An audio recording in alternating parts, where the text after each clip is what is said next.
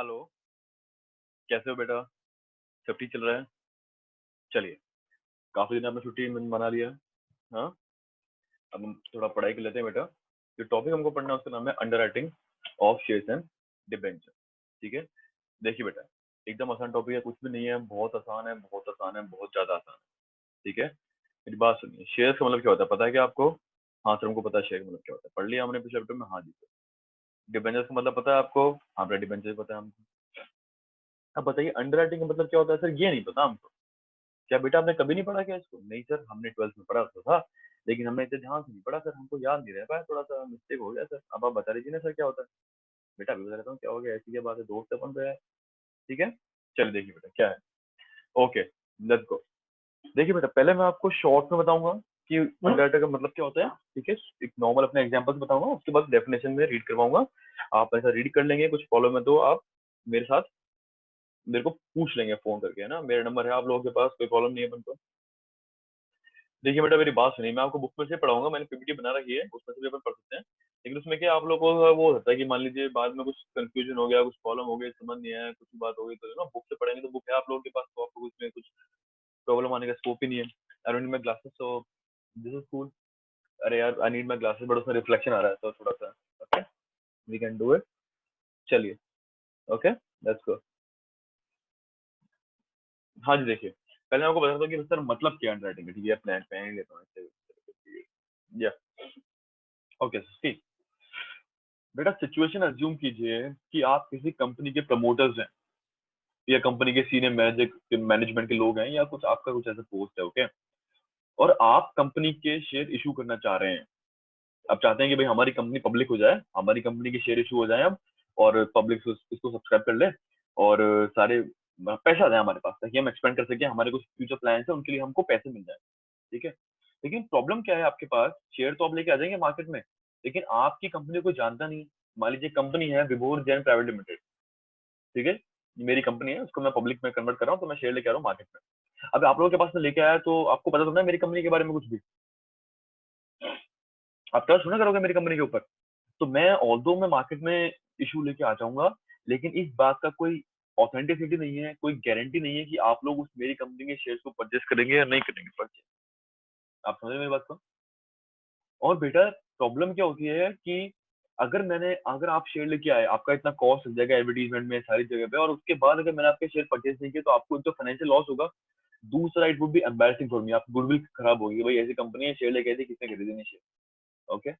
तो इन सारी सिचुएशन से बचने के लिए आप क्या, और दूसरा क्या है, आपको एफर्ट करने पड़ेंगे, आपको एक्स्ट्रा मेहनत करनी पड़ेगी शेयर को सेल करने के लिए, लोगों को कन्विंस करना पड़ेगा, उनसे जाके बात करनी पड़ेगी, और पता नहीं क्या क्या आपको एडवर्टीजमेंट करना पड़ेगा, आपको मेहनत करनी पड़ेगी इनफैक्ट।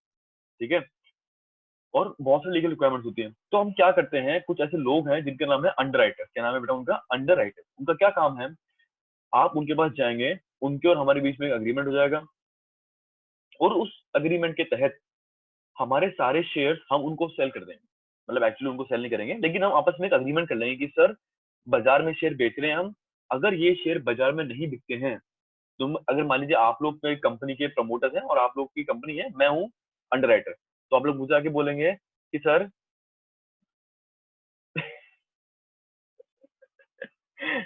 चलो यार, ओके।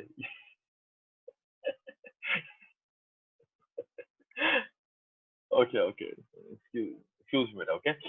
हाँ जी, क्या बात थी बेटा? बात ये थी कि आप मेरे पास आएंगे, मैं अंडरराइटर हूँ, आपकी कंपनी है, आप मेरे पास आएंगे, आप मुझे बोलेंगे कि सर हमको अंडरराइटिंग करवानी है सर, प्रॉब्लम है मेरे को क्या, कि मान लीजिए मेरी कंपनी शेयर नहीं बिकी तो मैं क्या करूंगा सर, थोड़ा समस्या हो जाएगी। मैं क्या बोलूंगा, बेटा चिंता मत करो, आप मुझे जानते हो ना, यही बहुत है बस।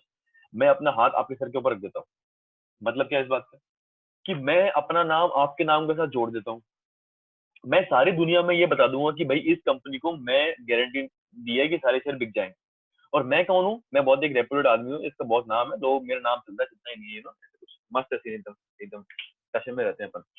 तो बात क्या होती है बेटा, कि मैं एज अ अंडरराइटर आप लोगों को एक गारंटी देता हूँ। क्या देता हूँ बेटा? गारंटी। गारंटी का मतलब श्योर शॉर्ट गारंटी। अब आपको इसके बारे में चिंता करने की कोई जरूरत ही नहीं है। मैं आपको गारंटी दे रहा हूँ कि आपके सारे शेयर बाजार में बिक जाएंगे, मैं बिकवाऊँ। आप बोलोगे सर आप कह तो रहे हो बिकवाओगे, लेकिन जबान का तो कुछ भरोसा नहीं होता, अगर नहीं बिके तो मैं बोलूंगा अगर बेटा नहीं बिके तो मैं खरीदूंगा आपके सारे शेयर। अग्रीमेंट कर लो, पेपर में लिख लिया हमने, अग्रीमेंट हो गया हमारे बीच, इसको बोलते हैं अंडरराइटिंग अग्रीमेंट। क्या बात हुई कि सर, एक थोड़ा क्विक रिवीजन फिर डेफिनेशन पढ़ेंगे। क्या बात हुई बेटा? बात ये हुई कि हम आपस में ये डिसाइड कर रहे हैं कि आपकी कंपनी के सारे शेयर बिक जाएंगे बाजार में। अगर नहीं बिकते हैं कुछ शेयर तो उनको मैं परचेज करूंगा। ठीक है, आप तो टेंशन फ्री एकदम, आप तो एकदम मस्त है, आप तो अब घर जाके हिसाब लगा रहे हो कि भाई पैसे आएंगे उनके विरुद्ध क्या करना है। ठीक है बेटा, ये आपका काम हो गया अब। ठीक है ना? तो वो पूरा स्ट्रेस से आप दूर हो गए। अब इसके बारे में हम थोड़ा सा पढ़ लेते हैं। देखिए क्या बोला, according to overall dictionary of accounting, the underwriting of shares and debentures in agreement between the issuer of a security, इसके बीच में इशूअर ऑफ सिक्योरिटी कौन है? आप, कंपनी, एंड द अंडरराइटर, मैं, और अंडरराइटर्स मेरे दो चार दोस्त, और अंडरराइटिंग सिंडिकेट मेरी एक ऑर्गेनाइजेशन है, इसमें ये काम है। टू मार्केट द इशू, किसके लिए बेटा? मार्केट करने के लिए कि भाई वो जो इशू है हमारा वो बाजार में बिक जाए। ठीक है, with the condition providing for outright purchase of the entire issue by the underwriter, मतलब जो हमारा इशू है उसको अंडरराइटर ने आउटराइटली परचेज कर लिया बेटा। और any part if not taken over by the public, अगर पब्लिक नहीं खरीदती तो कौन खरीदेगा उसको? मैं खरीदूंगा सर, ये गारंटी दे रहा हूं मैं आपको। Okay, it is clear from the definition that the underwriting of shares and debenture is an insurance। क्या है बेटा? बहुत इंपॉर्टेंट वर्ड है ये। क्या है वर्ड? इंश्योरेंस, अश्योरेंस नहीं है, इंश्योरेंस है वर्ड। ठीक है, that the issue will be subscribed either by the public, कौन करेगा subscribe? या तो पब्लिक करेगी या तो फिर मैं करूंगा अंडरराइटर। ठीक है, या फिर बोथ कर लेंगे भाई, मान लीजिए कुछ परसेंट पब्लिक ने कर लिया, जो रह गया वो मैं कर लूंगा। ठीक है ना, ऐसा थोड़ा कि पब्लिक एक भी नहीं खरीदेगी, कुछ तो खरीदेगी ना वो बेटा। अब देखिए क्या होता है, अब आप लोग को पता है एक ऑर्गेनाइजेशन है सेबी, सही पता है आपको क्या होता है? हाँ से पता है क्या होता है।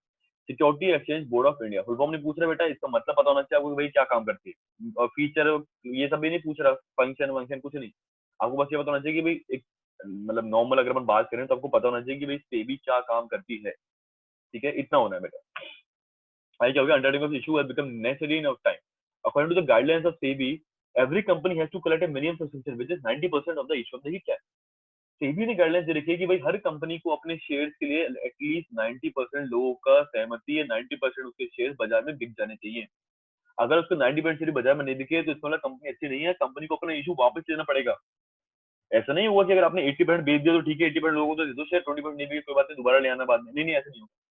अगर आपके 90% भी सब्सक्रिप्शन नहीं आया तो आपको इशू कैंसिल करना पड़ेगा और आपको कोई भी शेयर इशू नहीं करना होगा। तो बेटा इस केस में आपके लिए बहुत एक एम्बैरेसिंग सिचुएशन क्रिएट हो जाएगी ना, आप समझिए कि आपने हल्ला मचा दिया बहुत ज्यादा कि सर मैं तो बेच रहा हूँ, मैं तो शेयर है बहुत अच्छे हैं ऐसे वैसे, और फिर आपने कैंसिल करना पड़ा। So embarrassing for me. हाँ, तो जो अंडरराइटर्स है हमारे वो हमको इस एम्बैरेसमेंट से भी बचा लेते हैं, क्योंकि वो गारंटी देते हैं ना कि सर कुछ चिंता ही नहीं है आपको, तो बिकेंगे सारे के सारे। ठीक है बेटा बात। अब इस स्लाइड में एक बात है छोटी सी जो मैं पढ़ रहा हूँ, इधर देखिए आप लोग तो बच्चे। देखिए बेटा, अंडरराइटिंग कमीशन क्या होता है? भाई फ्री में तो काम करेगा नहीं, आप मेरे चाचा के बेटे तो हो ही ना, फ्री में हम लोग काम करेंगे नहीं। तो हम क्या बोलेंगे? मैं बोलूंगा सर देखो, मैं आपको सर्विस दे रहा हूँ, आप बोलोगे हाँ सर आप सर्विस दे रहे हो, मैं तो सर मैं इसके लिए कुछ पैसे लूँ, आप बोलोगे सर ले लो पैसे, कोई बात नहीं। तो बेटा उसको बोलते हैं अंडरराइटिंग कमीशन। वो रेमुनरेशन जो मैं अपने अंडरराइटर्स को देता हूँ उसको बोला जाता है अंडरराइटर्स कमीशन। ऑब्वियसली बात है, कुछ बड़ी बात नहीं है। अब इसमें एक लीगल रेस्ट्रिक्शन है कि भाई कितना, क्या, कि भाई साहब कितना, मतलब, अरे कितना, मतलब कि सर हम कितना अंडरराइटिंग कमीशन दे सकते हैं। तो देखिए बेटा, बहुत क्लियर कट है, मैं आप लोगों से एक क्वेश्चन पूछूंगा, इसके बाद उसका आंसर करना है आपको मेरे को। ठीक है ना, थोड़ा चौकन्ना रहना है बेटा अपन को। ठीक है, कभी भी कोई क्वेश्चन आपकी तरफ आ सकता है। रेट क्या बोलिए फॉर शेयर्स? 5% और 5% और as mention in AOA whichever is lower. ठीक है बेटा बात। डिबेंचर्स के लिए क्या बोलिए? 2.5% और AOA AOA whichever is lower, ये बोला रेट में। क्या बोलिए कि सर शेयर के लिए जो रेट है वो तो है 5% और AOA whichever is lower, और जो डिबेंचर्स के लिए रेट है वो रेट क्या है बेटा? 2.5% और AOA whichever is lower. अब एओए क्या होता है पता है आप लोगों को? जिनको नहीं पता बेटा प्लीज देखिए, मैं आपसे ये एक्सपेक्ट नहीं करता कि आप कल को आर्यभट्ट बन जाएंगे और लगे कुछ इन्वेंशन कर देंगे, कुछ ऐसा कर देंगे, इतनी क्यूरियोसिटी की मैं आपसे एक्सपेक्ट नहीं करता, है ना। लेकिन मैं ये जरूर एक्सपेक्ट करता हूँ आपसे कि अगर एओए आपके सामने कभी आ गया, मतलब आप नहीं गए ढूंढने के लिए, वो खुद ही चल के आपके पास आएगा कि भाई साहब मुझे ढूंढ लो, मुझे गूगल कर लो आप, तो आप उसको गूगल कर लेंगे प्लीज। इतना कर सकते हैं आप। मैं ये नहीं बोल रहा कि आप एक नोट बना लो, एक डायरी बना लो, उसमें लिखो, सब कुछ नहीं करना बेटा। कोई वर्ड ऐसा आ जाए आपके सामने, तो आपको बस उसको गूगल करना है एक बार, बस इतना सा। और मेरे को पता है हमारे बच्चे इतने सुपर इंटेलिजेंट है कि उनको याद हो जाएगा, मुझे पता है एक बार गूगल करने में सबको याद होता है, कोई ऐसी बात नहीं, सबको नहीं होता, मतलब हमारे बच्चों को हो जाएगा। तो क्या शेयर का क्या है बेटा, शेयर की रेट है 5% और AOA whichever is lower. ठीक है, एओए का मतलब क्या होता है, आर्टिकल्स ऑफ एसोसिएशन। अब जैसे ये आता है हमारे माइंड में, हमारे माइंड में कॉरस्पॉन्डिंग एक वर्ड और होता है छोटा सा बेटा, एमओए। आता है क्या, हाँ सर आता है। तो एमओए का मतलब क्या होता है बेटा, एमओए का मतलब है नैरो लैग। कोई भी आपसे पूछे तो आप क्या बोलेंगे, सर नैरो लैग। तो वो बोलेगा नैरो लैग, नैरो लैग। आप बोलेंगे नैरो लैग, नैरो लैग। मतलब नैरो लैग का मतलब है बेटा, एन से मतलब हो गया नेम क्लॉज, आर से क्या हो गया, रजिस्टर ऑफिस क्लॉज, ओ से हो गया ऑब्जेक्ट क्लॉज, एल से हो गया लायबिलिटी क्लॉज, ए से हो गया एसोसिएशन क्लॉज, और सी से क्या हो गया बेटा, कैपिटल क्लॉज। सारे क्लॉज याद हो गए, बढ़िया, डन। बस ये है। अब इसके अंदर क्या आता है ये तो आपको पता ही है, आप गेस कर सकते हैं, इसमें कोई गेस का मतलब आप अंदाजा लगा सकते हैं, लेकिन आपको क्लॉज याद होनी चाहिए। मोस्टली क्या है, एक दो क्लॉज भूल जाते हैं, दैट इज एम्बैरेसिंग, वो नहीं होना चाहिए हमारे साथ। तो भाई एमओए तो हो गया ये सब चीजें। अब एओए क्या होता है सर, आप गूगल करेंगे, हाँ आप गूगल करेंगे, मैं आपको बता रहा हूँ, लेकिन फिर भी आप गूगल करेंगे, आप मुझसे अच्छा डेफिनेशन ढूंढ के मेरे को बताएंगे सर एक्चुअल में ये होता है, आपने गलत बता दिया। ठीक है, हाँ जी देखिए बेटा, एओए ने तो बता दिया कि भाई कंपनी क्या काम करेगी, ओवरऑल कंपनी का क्या स्टेटस है पूरा। एओए तो कंपनी, एमओए तो कंपनी का एक बेसिक डॉक्यूमेंट होता है, ठीक है, जिसमें सारी चीजें लिखी होती है कंपनी के बारे में। लेकिन एओए में क्या लिखा होता है बेटा, AOA is a document that contains the information about the regulation, guidelines and rules, जो कंपनी को उनके मैनेजमेंट देती है। उल्टा बोल दिया, जो मैनेजमेंट को कंपनी देती है कि सर मैनेजमेंट को कैसे काम करना है, इन रूल के अकॉर्डिंग काम करना है सर। मैनेजमेंट की कितनी पावर है सर, इतनी पावर है। ठीक है बेटा, अब देखिए जब कभी भी मैं आपसे कंपनी की बात करूंगा तो मैं आपसे कहना चाह रहा हूँ कंपनी के ओनर्स, कंपनी के शेयर होल्डर, उनकी बात कर रहा हूँ मैं। और मैनेजमेंट और ओनर अलग अलग होता है, ये बात हम बहुत बार कर चुके हैं, पता है सब बच्चों को।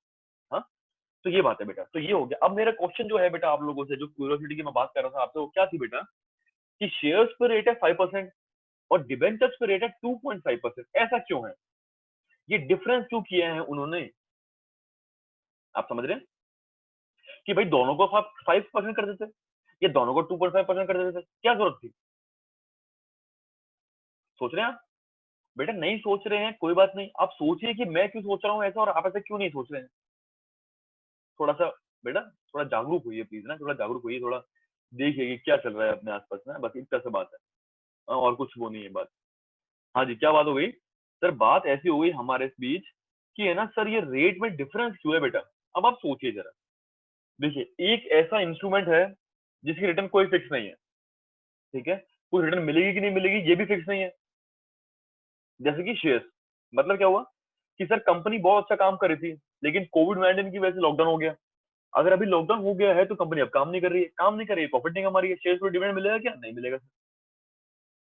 ऑन द अदर हैंड, जो डिविडेंड है वो लोन है, उसमें फिक्स रिटर्न है, ठीक है, तो उसमें लोग बाग जल्दी से लगा देंगे पैसे, हाँ लगा देंगे। जो हमारे पोटेंशियल इन्वेस्टर्स हैं, जो हमारे बेटा कौन है, जो हमारे पोटेंशियल इन्वेस्टर्स हैं, वो शेयर्स में पैसा लगाना ज्यादा प्रेफर नहीं करेंगे जब तक वो कंपनी को जानते नहीं है, कंपनी को पहचानते नहीं है, कंपनी का ब्रांड गुडविल नहीं है। क्योंकि उन्हें पता है कि शेयर में रिटर्न फिक्स नहीं होता, हो भी सकता है हमारे पैसे डूब जाएं। But on the other hand debenture का रिटर्न कुछ फिक्स होता है, तो उनको पता है कि भाई इतने पैसे तो हमको मिलेंगे मिलेंगे, तो उस केस में पैसा लगाना कंसिडरेबली कंपैरेटिवली थोड़ा सा इजी हो जाता है, थोड़ा आसान हो जाता है। तो इसीलिए इसी रीजन की वजह से जो हमारा अंडर राइटर है उसको ज्यादा मेहनत करनी पड़ेगी शेयर्स को सेल करने के लिए। लोगों को कन्विंस करना पड़ेगा ना सर, बहुत अच्छी कंपनी है सर, मैं कह रहा हूँ आप मेरी बात मानिए सर, जो भी वट, उसको कन्विंस करना पड़ेगा लोगों को, तो उसको ज्यादा मेहनत करनी पड़ेगी।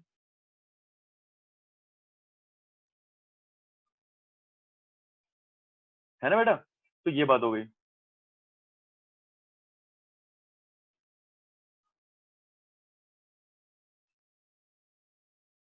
है ना बेटा, ये बात हो गई, ठीक है। तो आगे क्या हुआ, इसलिए बोलते हैं कि ना जब आप पढ़ाई कर रहे हैं ना, तो फिर आपको मोबाइल नहीं करना चाहिए, ठीक है ना।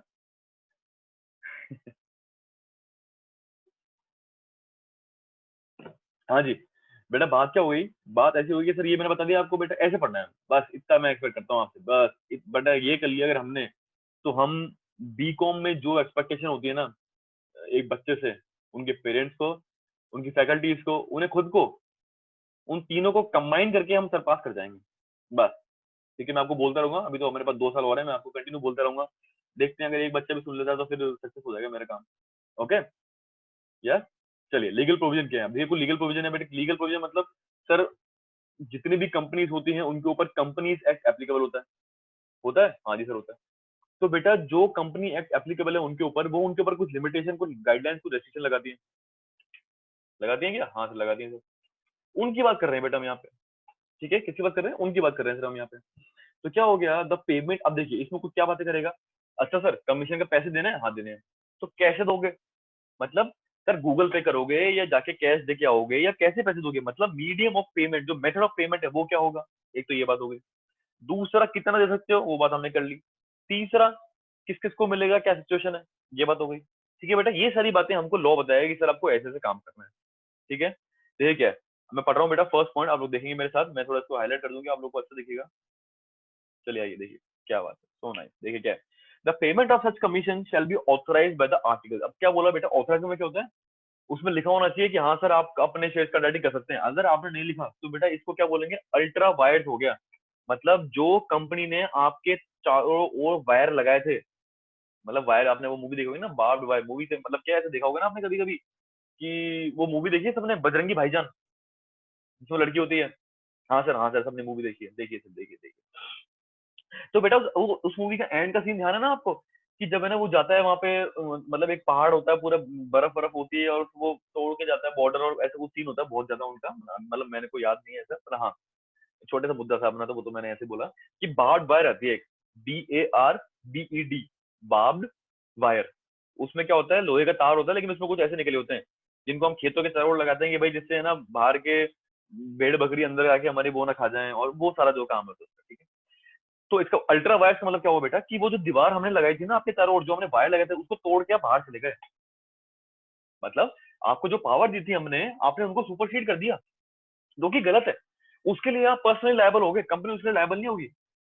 ठीक है ना, ये सब मतलब बेकार बातें हैं। आप तो ये समझ लीजिए कि भाई ऑथराइज होना चाहिए, ऑथराइज होना चाहिए मतलब एओए में लिखा होना चाहिए कि सर हम अपने अंडरटेक कमीशन देने में एलिजिबल हैं।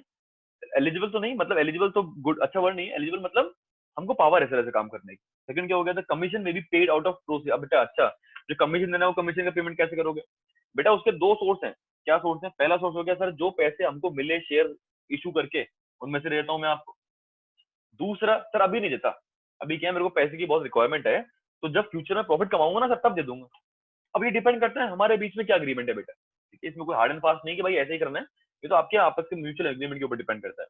लेकिन थर्ड पॉइंट आता है बेटा किस रेट से देंगे, बेटा रेट मैंने बता दिया आपको, 5% और 2.5%, उसमें कोई बात ही नहीं। फोर्थ पॉइंट क्या आ गया बेटा, the prospectus of the company shall disclose. अब देखिए मेरे को एक बात बताइए, जब आप कॉलेज में एडमिशन लेने के लिए आए थे, मैं मिला था क्या आपको, मैं वहीं बैठा हुआ था, आप लोगों ने देखा नहीं है।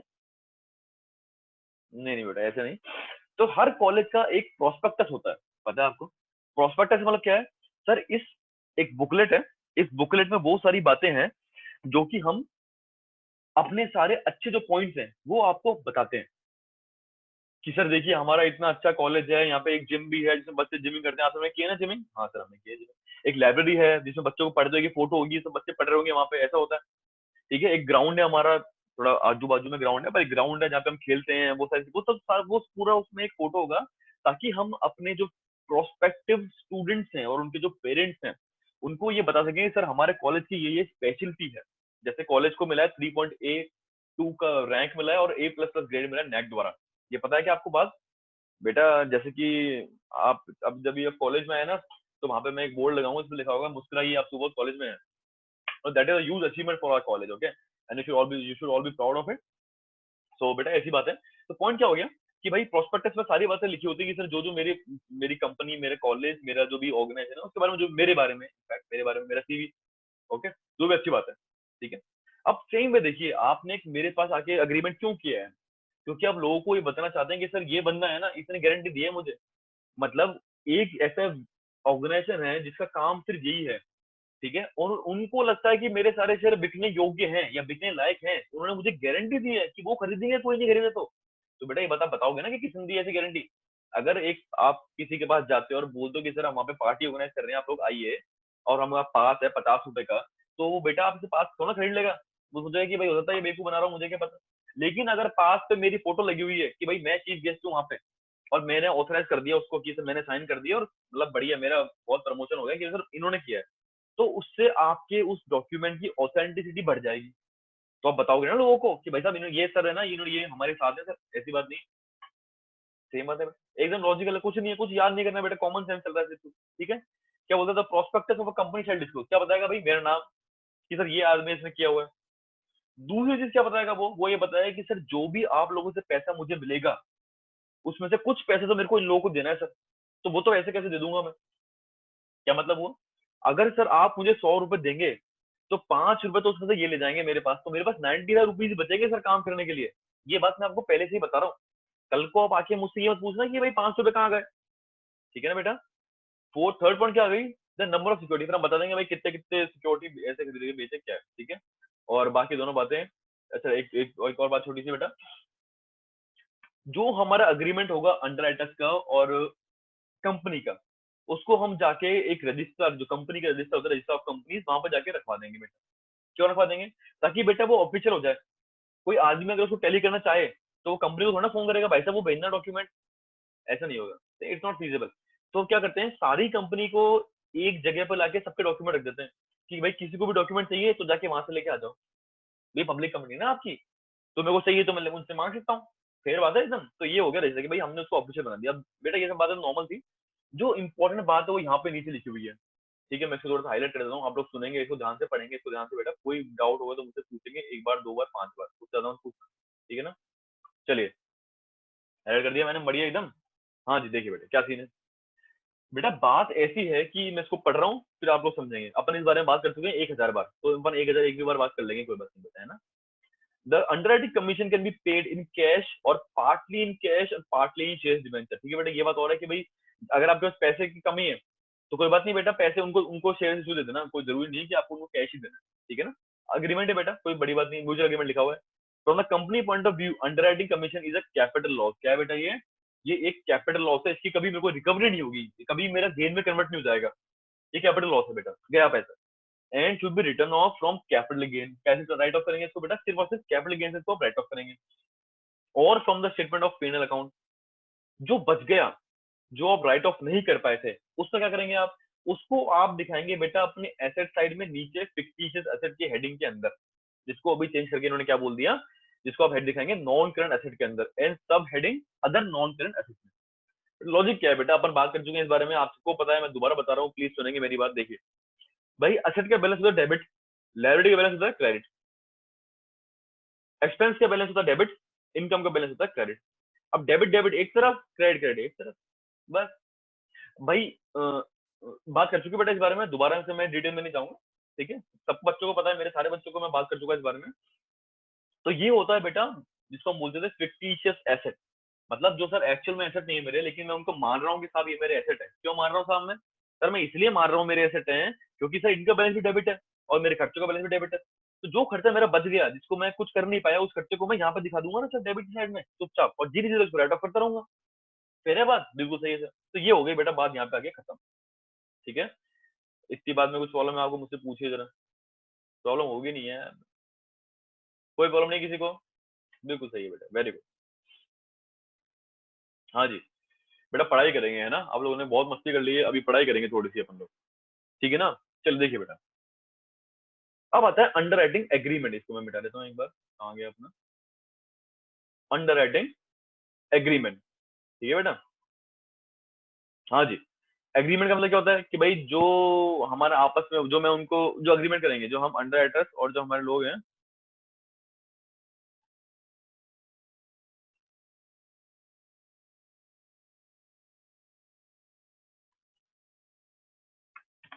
हाँ जी, क्या बोल रहे थे बेटा, देखिए अंडर एग्रीमेंट बेटा दो तरह के एग्रीमेंट होते हैं बेसिकली, और भी होते हैं बट मेनली दो होते हैं बेटा, क्या है, देखिए।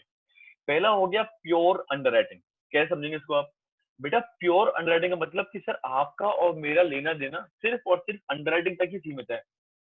अगर अंडरराइटिंग की कॉन्ट्रैक्ट जो मेरा अग्रीमेंट है उसकी वजह से अगर कोई लायबिलिटी अनराइज नहीं हुई तो हमारा कोई मतलब नहीं है, मैं आपको जानता नहीं, आप मुझे जानते नहीं, आप मुझे मेरे कमीशन नहीं देना, मैं गया अपने घर, बात हुई खत्म।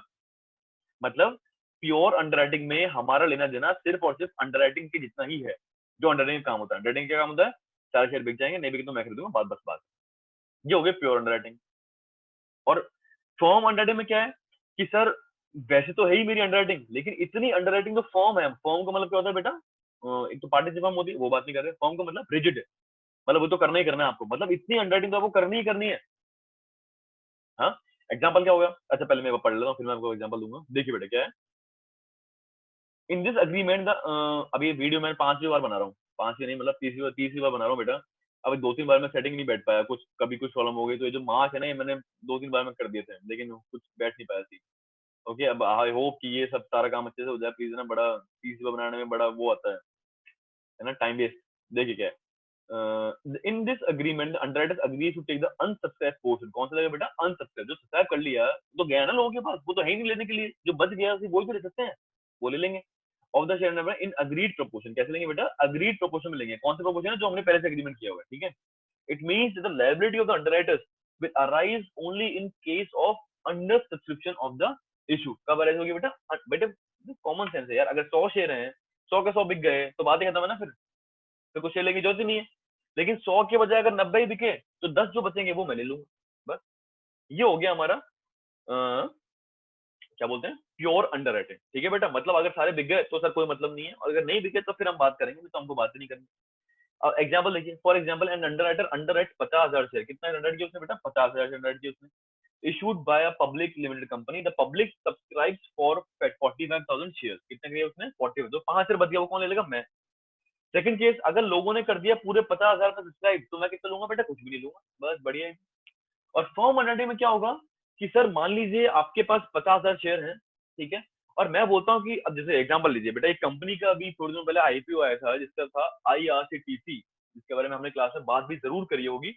मैं सब बच्चों को ट्राई करता हूँ, बच्चों को थोड़ा इस चीज के बारे में बताऊं कि बेटा ऐसा भी हो रहा है दुनिया में, आपको पता ही नहीं है अभी, है ना। बस इतना काम है बेटा, बेटा मैं आपको वहां पे ले आके छोड़ सकता हूँ दरवाजे पे, कि बेटा अब अंदर घुस जाओ, या आपका मन है दरवाजा खोलना, अब नहीं खोलोगे तो वापस आओ मेरे साथ, कोई परेशानी नहीं है। पर मैं बताता रहूंगा आप, अभी 2 साल और है, 2 साल और बताता रहूंगा बेटा, ठीक है।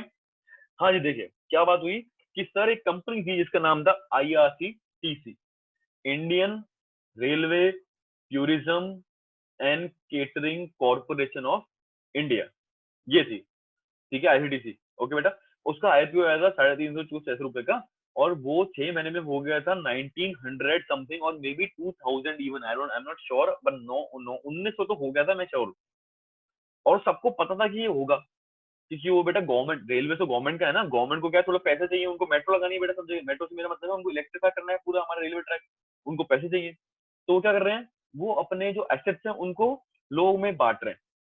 जैसे पहले जो ये रेलवे थी ये सिर्फ गवर्नमेंट की थी, अब गवर्नमेंट ने क्या किया, उसको कुछ पोर्शन को क्या कर दिया बेटा, प्राइवेटाइज कर दिया, मतलब उसको लोगों को बेच दिया, जैसे आपको शेयर होल्डर बनना है आ जाओ। अब बेटा अगर गवर्नमेंट अपने शेयर बेच रही है रेलवे में, तो सब लोग जगह लेने के लिए, तो मतलब पॉइंट क्या है, उस शेयर का डिमांड बहुत था। तो मान लीजिए आप आईएफटीसी के हो और मैं हूँ एक अंडरराइटर, आप मेरे पास आते हैं, तो मैं क्या बोलूंगा कि सर देखो एक बात सुनो, कि अपन तो वैसे ही दोस्त हैं, अपन तो वैसे एग्रीमेंट हो रखा है, आप दुनिया को जो दोगे ना शेयर, पब्लिक को बेचोगे आप, तो थोड़े शेयर आप मुझे भी दे दो। तो आप क्या बोलोगे? ठीक है सर आप ले लो, हमको क्या परेशानी है, आपको पूरे पैसे मिल रहे हैं अपने, आपको कोई परेशानी नहीं है, मेरे को शेयर मिल रहे हैं लोगों से पहले, तो मेरे को कोई परेशानी नहीं है। ये क्या हो गया बेटा? ये हो गया फर्म अंडरराइटिंग, मतलब इतनी अंडरराइटिंग तो सर मैं करूंगा ही करूंगा, पक्का फिक्स है, जो करनी है, जो मैंने बोल दिया आपको। तो मैं क्या बोलूंगा आपसे कि सर 50,000 शेयर में से 5,000 शेयर तो आप मेरे नाम पे दे दो मेरे को, ठीक है। अब बचे कितने? 45। तो बेटा अब सिर्फ 45 ही शेयर हैं जो बाजार में बिक सकते हैं, क्योंकि बेटा बचे ही वो हैं, बाकी तो बचे नहीं ना, बिके कहां से। और बेटा अगर वो 45 नहीं बिके, 40 बिके, तो मेरे को 5 और लेने पड़ेंगे। और अगर पूरे 45 बिक गए तो कितने लेने पड़ेंगे बेटा मेरे को? अगर पूरे 45 शेयर बिक गए तो क्या होगा बेटा? मुझे कुछ भी नहीं लेना। और कुछ भूल गया मैं, क्या बोल रहा था बेटा, अगर पूरे 45 शेयर बिक गए तो बेटा मुझे को लेने देना नहीं है, बढ़िया सीन है एकदम। और इन केस अगर आपके पास 50,000 शेयर की एप्लीकेशन आ गई, तो आप मुझसे वापस थोड़ा लोगे, आप क्या बोलोगे लोगों को कि सर अभी तो 45 बचे हैं, 5,000 तो उन लोगों ने ले लिए। ये हो गया फॉर्म अंडरराइटिंग, समझ गए आप? बिल्कुल समझ गए सर, पढ़ लेते हैं देखिए। Under this agreement underwriters undertakes to buy a certain number of shares debenture irrespective of his normal liability under the underwriting agreement, कि भाई वो जो लाइबिलिटी है ना वो तो है ही सर, उसके अलावा कुछ शेयर मैं और खरीदना चाहता हूँ, अभी कंपनी इतनी अच्छी है सर, क्या करें हम। अच्छा, this type of firmness of underwriting to buy a certain number of shares is known as firm underwriting। क्या बोलते हैं इसको बेटा? firm underwriting। In this case, underwriters have a priority to receive share debenture over the general public। Priority इसको है underwriter को, भाई जिसने पहले बोल दिया उसको पहले मिल जाएंगे, पहले हमेशा underwriter ही बोलेगा। क्योंकि बेटा पब्लिक को तो बाद में पता लगता है ना, पहले तो अंडरराइटर को पता लगता है। सही है बात, बिल्कुल सही है सर। बात समझ आ गई आपको? एक एग्जांपल है इसका बुक के अंदर, वो एग्जांपल और देख लेते हैं अपन। ओहो,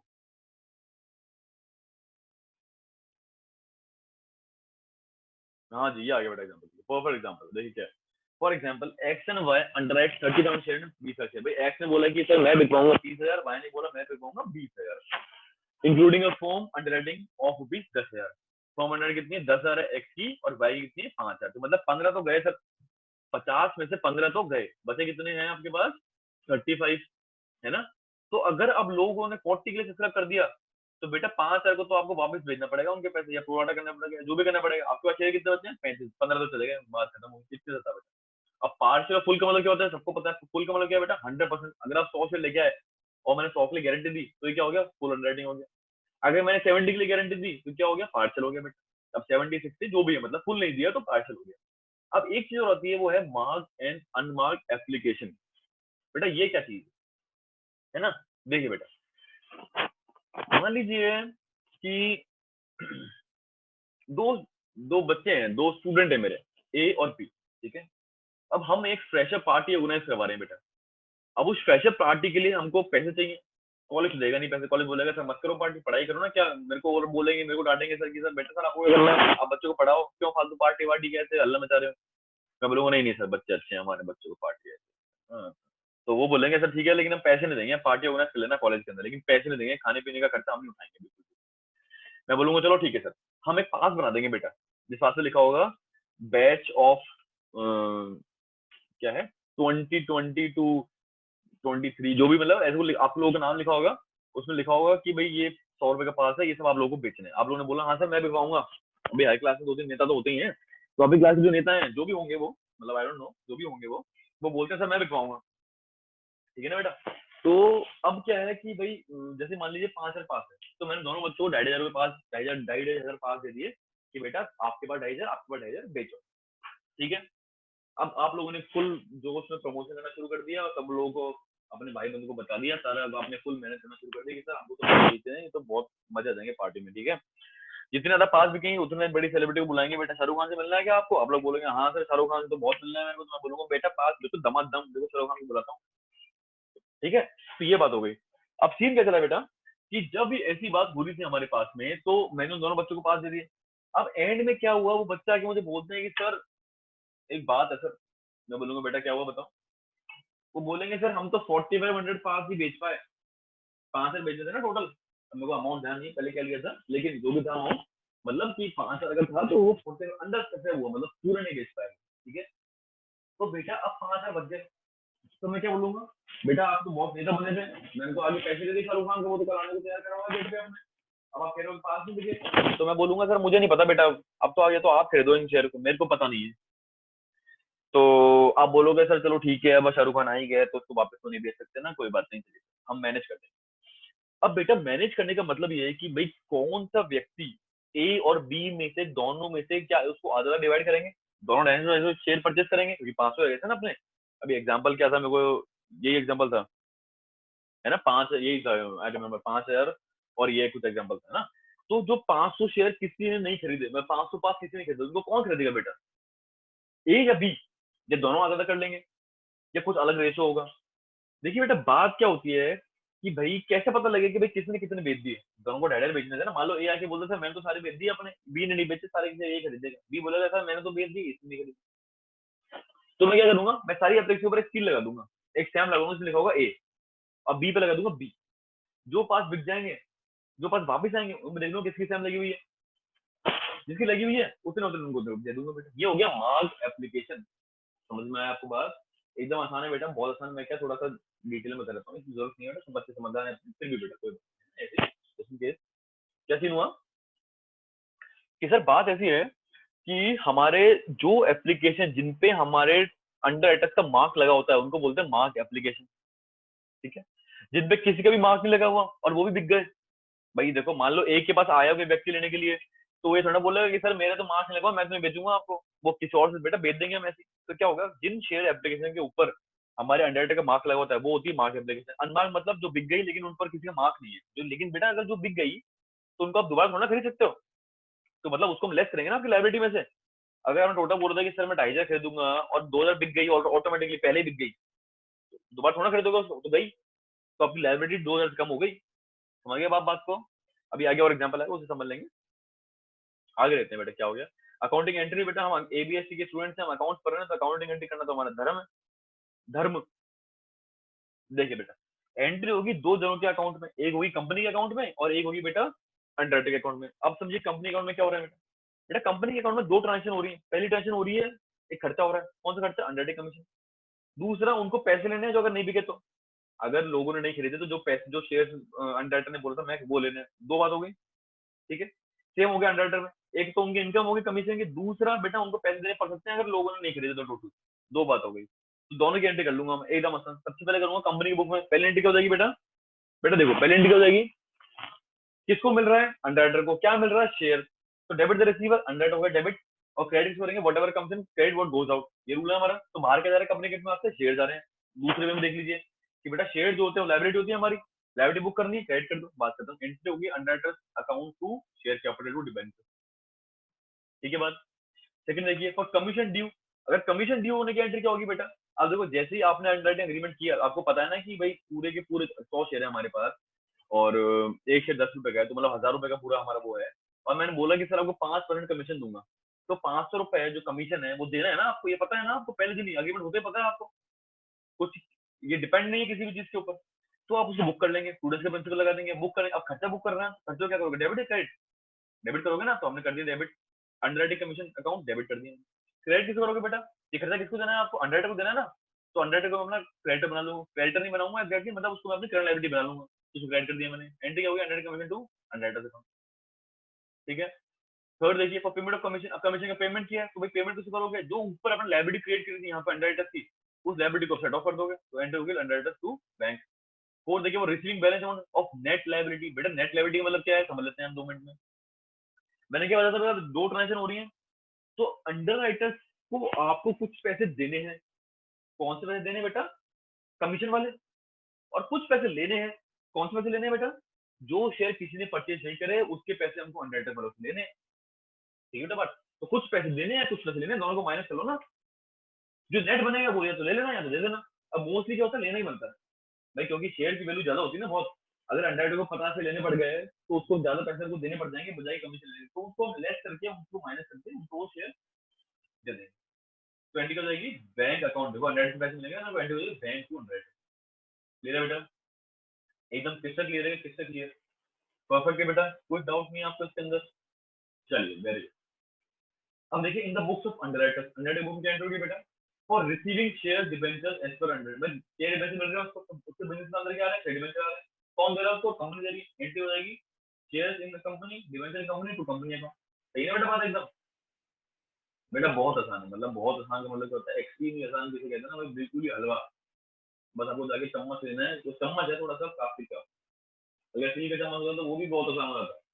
अब उसमें से खाना है आपको, इतना सा काम करना है, बहुत आसान है। सेकंड देखिए और कमीशन रिसीवेबल, अब कमीशन रिसीव करना है आपको तो उसकी क्या एंट्री करेंगे,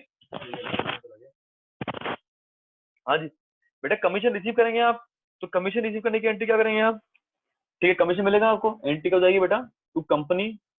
सबसे नहीं सॉरी सॉरी, सबसे पहले क्या हो रहा है बेटा, कंपनी जो कमीशन है वो रिसीवेबल है। रिसीवेबल का मतलब अभी रिसीव नहीं हुआ सर, ड्यू कह रहा है मैंने, अभी रिसीव हो जाएगा सर, कंपनी बड़ी है हमको पता है, कंपनी दे देगी पैसे। तो एंट्री होगी company account debit to underwriting commission. अगर कमीशन रिसीव कर रहे हैं आप तो एंट्री हो जाएगी बैंक टू, अगर अगर कैश मिला तो बैंक हो जाएगा, अगर शेयर डिबेंचर के रूप में मिले तो शेयर डिबेंचर हो जाएंगे टू कंपनी। जो यहाँ पे डेटर बनाया था उसको यहाँ पे कैंसिल कर दिया, ठीक है ना बेटा। वो देखिए और पेमेंट ऑफ अंडरराइटिंग लायबिलिटी, अब अंडरराइटिंग लायबिलिटी पेमेंट करने के लिए क्या हो जाएगी बेटा, to company limited account to bank account, ठीक है। अंडरराइटिंग पेमेंट करने के लिए डेबिट रिसीवर क्रेडिट, और जो debit comes in credit goes out, ये हो गया एंट्री। वो देखो ट्रांसफर अंडरराइटिंग कमीशन, जो अंडरराइटिंग कमीशन मिला उसको ट्रांसफर कर देंगे आप, एंट्री हो जाएगी underwriting commission account debit to shares in debenture of the company, ठीक है बेटा। ये अकाउंटिंग एंट्री थी एकदम आसान, कोई इसमें बड़ी बात नहीं है, बहुत ज्यादा आसान, ठीक है ना। अब एक ये छोटी सी बात है, इसको अपन देख लेते हैं बेटा। देखिए जी, हाँ जी देखिए बेटा, determination of liability of underwriters, underwriter की लायबिलिटी को डिटरमाइन करना है बेटा मेरे को। पहले हो गया टाइप ऑफ अंडरराइटिंग, कि भाई अंडरराइटिंग कितने प्रकार की होती है, हमने पढ़ लिया सर, दो होती है, फुल अंडरराइटिंग और पार्शियल अंडरराइटिंग। अब इसमें हो रहा है full underwriting without firm underwriting.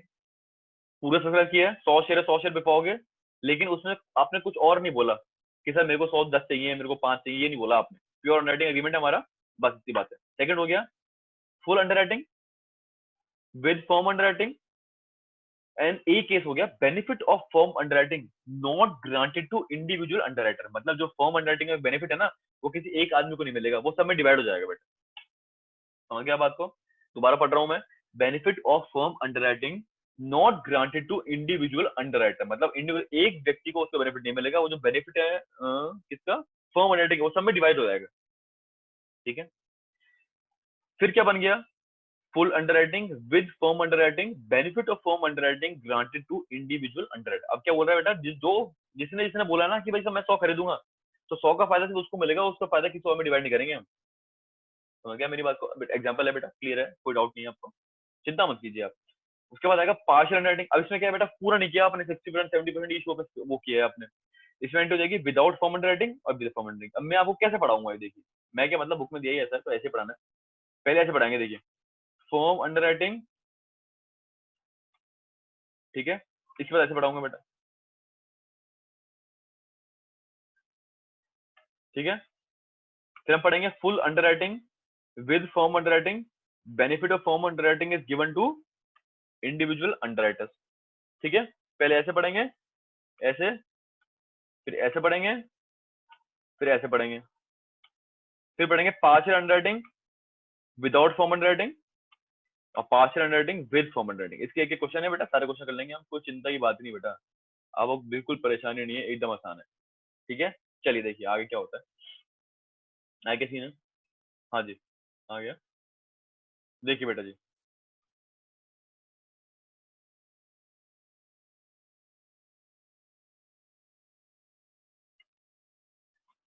हाँ जी बेटा, जो अगला टॉपिक आता है हमारे पास स्टेप्स है। अब देखिए बेटा, आपको पता है कि है ना, मैं तो हमेशा ऐसे पढ़ाता हूँ कि भाई कोई स्टेप नहीं है बेटा, कॉमन सेंस है सबको जिंदगी में, कोई स्टेप नहीं है, कुछ नहीं है, आपको कुछ याद करने की जरूरत नहीं है, बस दिमाग लगाना थोड़ा सा। ठीक है ना, देखिए बात क्या है।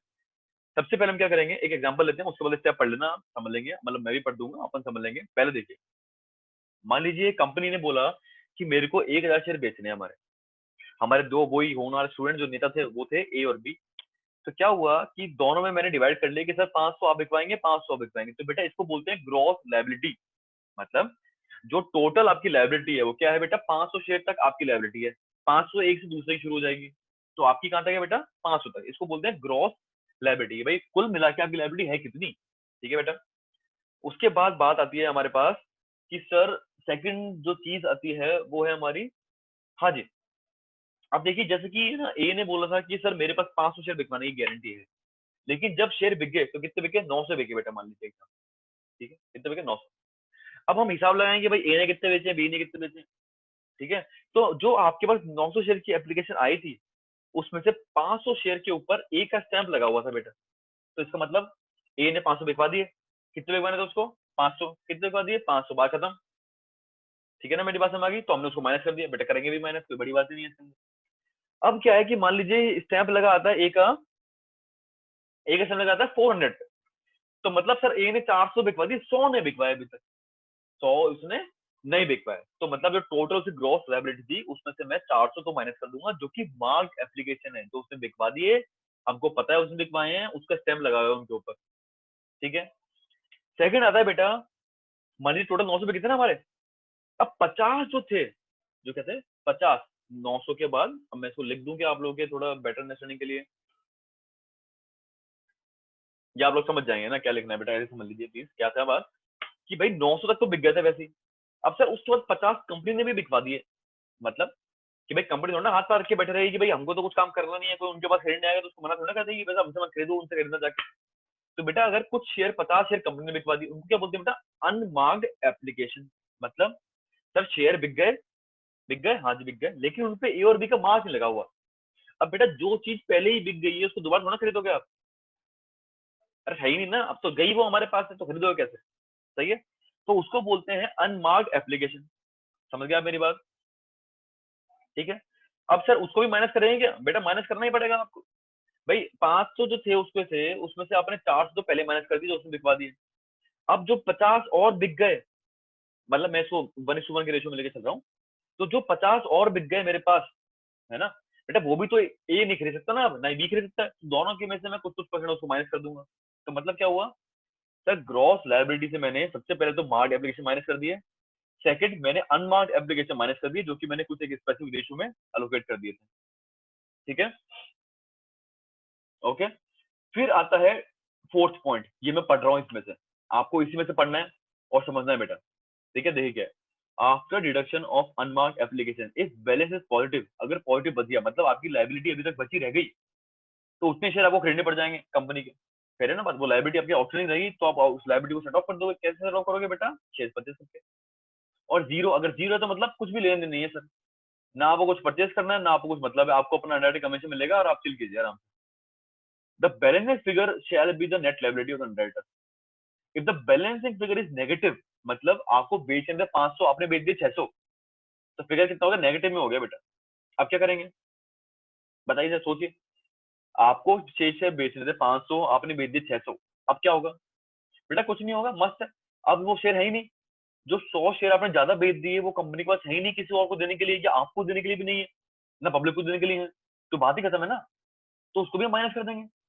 तो मतलब क्या हुआ, अगर ए और बी में से किसी भी एक ने अपनी लायबिलिटी से ज्यादा शेयर बेच दिए, तो वो दूसरे की लायबिलिटी में से लेस होता है बेटा, और होना भी चाहिए क्योंकि वो शेयर अब एग्जिस्टेंस में नहीं है बेचने के लिए किसी को। ठीक है बात, हाँ बिल्कुल सही है सर। तो बेटा ये बात यहाँ पे खत्म होती है, इसको आप पढ़ लेंगे, मैं आपको डायरेक्ट एग्जाम्पल से समझाऊंगा क्या सीन है। ये टेबल वेबल बनाने की बेटा कुछ याद नहीं करना, टेबल के वेबल कुछ याद नहीं करनी बेटा, आपको दिमाग से चलता है सारी चीजें ना, कुछ ऐसा जरूरत नहीं याद करने का। एग्जाम्पल देखिए आप, इलेक्शन ऑफ फर्स्ट, अब देखिए इसमें दो इलेक्शन है बेटा, तो इस वाले वीडियो में मैं दो इलेक्शन बनाऊंगा आपको, फर्स्ट सेकंड, उसके बाद हमारे 4 इलेक्शन और बचेंगे, जो मैं आप उसके लिए मैं एक अलग से वीडियो रिकॉर्ड करूंगा। ठीक है, ये ज्यादा लंबा हो जाएगा तो फिर इसको अपलोड करने में मे भी कुछ प्रॉब्लम आ जाए, है ना। देखिए आवाज आ रही है ना बेटा आप लोगों को, चलिए देखिए, इलेक्शन नंबर फर्स्ट पढ़ रहा हूँ बेटा मैं, देखें सब बच्चे। A limited issued 1 lakh equity share, ठीक है, कितने किए बेटा 1 lakh. The whole of the issue was underwritten as follows, X ने कितना बोला 40%, मतलब सर 40,000 मैं बिकवाऊंगा, वाई ने बोला 30% मतलब 30,000 मैं बिकवाऊंगा सर, और जेड ने बोला 30,000 मैं बिकवाऊंगा। ठीक है सर, पूरे अपने शेयर हो गए under. The application for 80,000 share were received in all, मतलब क्या हुआ कि सर टोटल कितने मिले मेरे को, 80,000 एप्लीकेशन मिली, कितनी मिली बेटा 20,000। तो अब आपको इन 20,000 को हमारे दोनों तीनों अंडरराइटर्स में अलोकेट करना है कि भाई कौन कितने खरीदेगा, यही मुद्दा है हमारा, यही कर रहे हैं हम। जो 20,000 नहीं बिके, किसी ने भी नहीं खरीदे, वो कौन खरीदेगा, अंडरराइटर। तो बेटा अब तीनों में क्या 1:1 के रेशियो में डिवाइड कर दूं मैं, तो बेटा गलत हो जाएगा ना, ये बोलेगा सर मैंने तो बिकवा दिए अपने सारे, आप मेरे को क्यों दे रहे हो।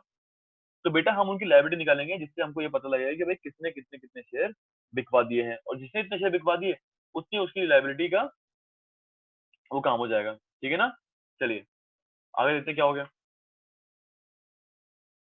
यूजुअली क्या होता है कि आप ईयरफोन लगा के कभी बोलते नहीं हो, आप ईयरफोन लगा के सुनते हो, तो मैं बोल रहा हूँ तो मेरे को थोड़ा वियर्ड लग रहा है कि भाई डिफरेंट, ट्राई कीजिएगा आप लोग भी, ओके। देखिए क्या सीन है, एप्लीकेशन फॉर 80,000 शेयर पर रिसीव, रिसीव कितने हुए बेटा 80,000, all of which application 20,000 share had the stamp of x, 20,000 के ऊपर स्टैंप लगा हुआ था एक्स का, मतलब क्या हुआ कि सर जो 80,000 बिके ना टोटल, उसमें से 20 कितने बिकवाए, एक्स ने बिकवाया।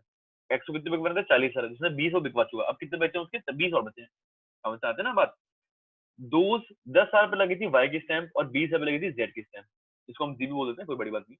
The remaining application for 30,000 did not bear any stamp, जो देखो भाई, क्या बोलते हैं, एक्स ने बिकवाया कितने बेटा 20,000, और वाई ने 30 हो गए, और इसमें बिकवाया 50 हो गए, तो 80 में से 50 के ऊपर तो स्टैम्प लगा हुआ है, और 30 ऐसे जिनमें कोई भी स्टैम्प लगा हुआ, वो क्या हो गया बेटा अनमार्क एप्लीकेशन। अब जो बिक गए, चाहे ए ने नहीं बिकवाया चाहे बी ने नहीं बिकवाया, किसने भी नहीं बिकवाया, ऑटोमेटिक बिक गए, तो बेटा बिक गए ना वो, तो अब दोबारा थोड़ा कह सकते हैं वो लोग, सही है बात, तो माइनस करेंगे अनमार्क एप्लीकेशन।